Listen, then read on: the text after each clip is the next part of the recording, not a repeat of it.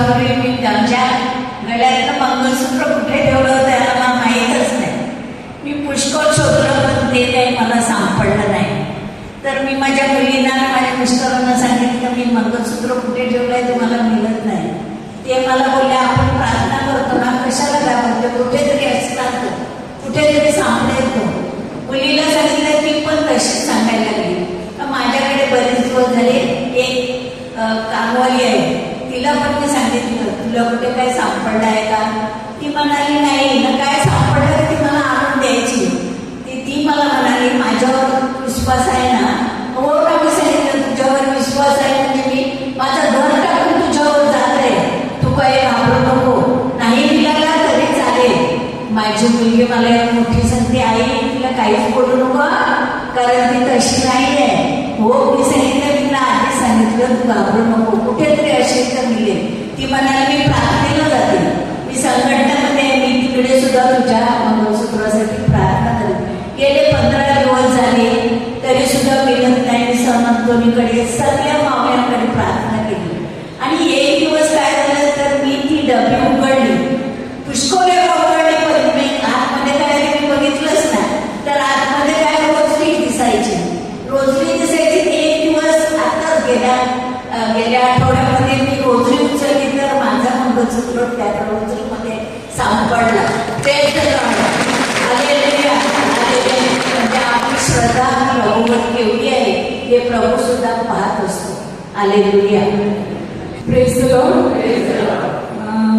तुम्हाला सगळ्यांना माहित असेल 2 मुलं आहेत मला.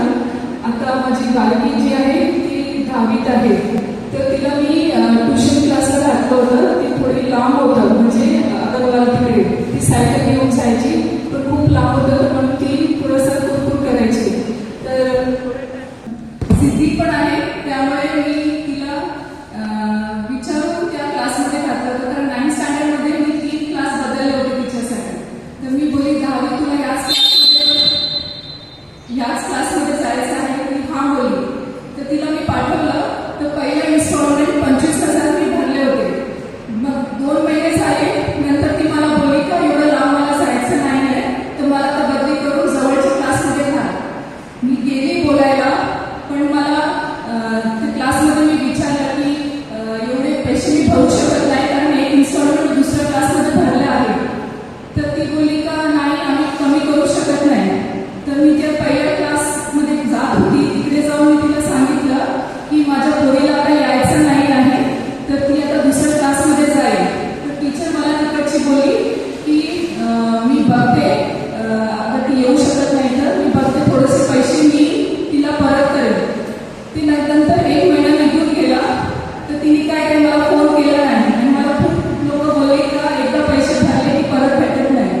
मला फक्त अशी आशा होती की 5,000 तरी मला परत भेटतील. नंतर 1 महिना निघून गेला. मी इकडे पेटिशन घातलं होतं फर्स्ट फ्रायडेला की मला आता झालं तर थोडेसे पैसे आता परत भेटले तर मला या क्लासमध्ये एवढं जास्त पैसे भरायचे आहे तर मला एवढं नुकसान होणार नाही. 1 महिन्यानंतर तिला सडनली त्या टीचरला आठवण आली आणि तिने मला फोन केला आणि ती मला बोलली का मी विसरून गेली की तुला पैसे परत करायचे आहे तर मी एक काम करते मी 5,000 मी ठेवते आणि 20,000 तुला परत देते. मला मी 5,000चं खाली अपेक्षा केली होती पण ती मला बोलली नाही बोलली टीचर 2 महिने तुम्ही शिकवलंय तिला तर ती ऐकलीच नाही. मग नंतर बोलली ओके तू सांगते तर मी 7,000 ठेवते 18,000 तुम्ही मला परत दिले. तर मला प्रभूचा धन्यवाद करायचा. थँक्यू. 3 महिन्यापूर्वी मुलाचं ऑपरेशन झालं तर मी 8-9 महिने मला ऑपरेशन करायचं नव्हतं. मी नेहमी देवाकडे प्रार्थना करत होते देवा मला ऑपरेशन नाही करायचं आणि मी बऱ्याच डॉक्टरकडे गेले की थेरपीने माझा गुडघा बरा होईल पण काय फरक पडत नव्हता. मला असं वाटलं की काय मी 8-9 महिने प्रार्थना करते मग देवाची इच्छा काय असेल.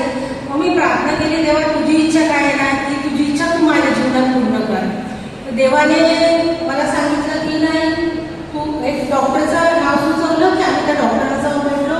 डॉक्टरांनी सांगितलं की तुमचं एज कमी आहे तर तुम्ही ऑपरेशन केलं तर तुम्हाला खूप बरं होईल की आयुष्यभर तुम्हाला ते गुडघ्याचा त्रास होणार नाही. थेरपीचं जर तुम्ही करत असाल तर तुम्हाला ते आयुष्यभर गुडघा दुखणार आणि ते करावं लागणार तुम्हाला ट्रीटमेंट. मग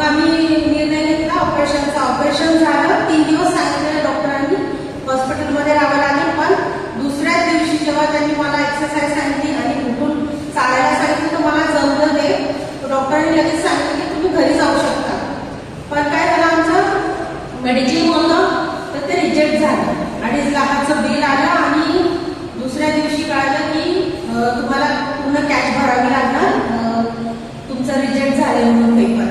मग प्रश्न पडला आता काय करायचं. तेव्हा बिलकुल भीती नाही वाटली, देवा विश्वास होता. एवढंच मनात होतं की देवा तुझी इच्छा तू पूर्ण कर, तू कधीच मला संकटात सोडणार नाही. देवाने मला एका दिवसात 2.5 लाखाची व्यवस्था करून दिली. ज्या व्यक्तीला आम्ही म्हणजे ओळखतो बोलतो पण कधी अशी मदत वगैरे एकमेकांची कधी केली नाही, अशा व्यक्तीने आम्हाला फोन केला आणि त्यांनी सांगितलं की तुम्हाला तुमचा असा प्रॉब्लेम झाला आहे ना, तर माझ्याकडे आहेत पैसे, मी तुम्हाला देईल. नंतर जेव्हा तुम्हाला बिल मिळेल ना, पैसे मिळेल तेव्हा तुम्ही द्या, निवांत द्या, काय लवकर द्यायची गरज नाही. आणि लगेच आम्ही पैसे भरले, आम्ही घरी आलो. 2 महिने मी प्रार्थना करत होते देवाला की तेव्हा कधी आम्हाला पॉलिसीचे पैसे मिळणार. आणि 2 महिन्यानंतर मला त्या पॉलिसीचे पैसे 2.5 लाख मिळाले आणि त्या व्यक्तीला आम्ही दिले. पण जेव्हा ते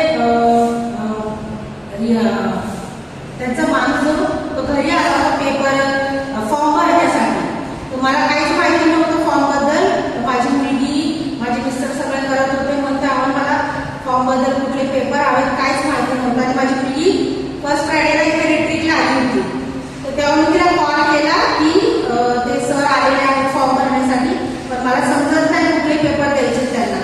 तर ब्रेक झाला होता आपला इथे जेवणाचा, त्या ब्रेकमध्ये मी त्यांना फोन केला आणि त्यांनी सगळे ते पेपर काय काय त्यांना लागत होते सगळे पेपर तिने सांगितले कुठे कसे आहेत. आणि जे फोनमध्ये होते तिने व्हॉट्सअप केलं त्या सरांना, सगळे पेपर दिले आणि 2 महिन्यानंतर आम्हाला ते पैसे मिळाले.